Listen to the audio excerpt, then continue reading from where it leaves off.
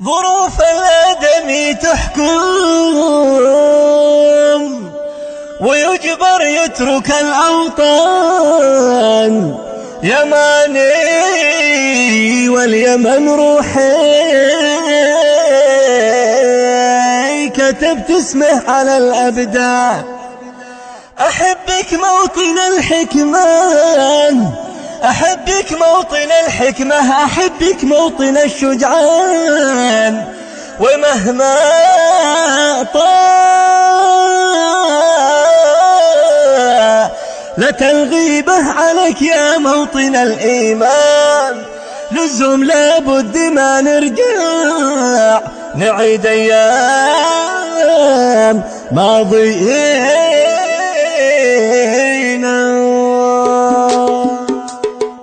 ترك الدار والديرة ومجبورة ترك القرية، صحيح إن الفرق غلب والآثار سلبية، يروح العمر في الغربة وهو ما شاف حنية، رضيت البعد يا صنعاء ونفسي غير مرضية، تمنينا نكون وسطك نعيش العمر في قلبك ونهنا والهنا راحة ونسعد كل أحبابك، ولكن للظروف أحكام تحكم بين أصحابك، قدر مقدور يا صنعاء أسافر واترك أبوابك، ظروف الآدمي تحكم ويجبر يترك الأوطان، يماني واليمن روحي كتبت اسمه على الأبدان. أحبك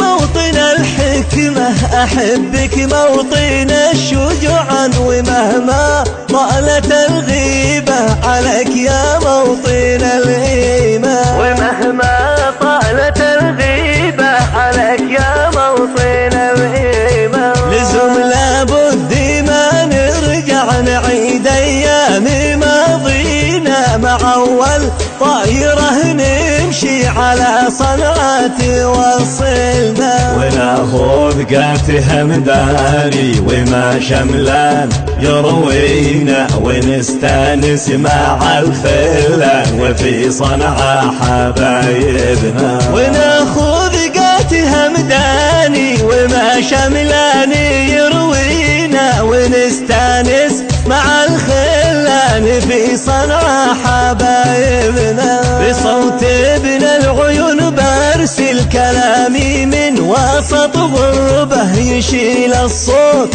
من لسنه ويطرب للجماهير به، صوته زاد حماسني وزاد الشوق والرغبة، كفاية يا شباب غربة، كفاية زادت الكربة، بصوتي زاد حمسني وزاد الشوق والرغبة، كفاية يا شباب غربة، كفاية زادت الكربة، كفاية يا شباب غربة، كفاية زادت الكربة. يروح العمر في الغربة. كلمات الشاعر علي صالح الهمداني، أداء المنشد مجاهد عيون، الهندسة الصوتية والمكساج هاني العمراني، إشراف الشاعر عيسى الدغمري.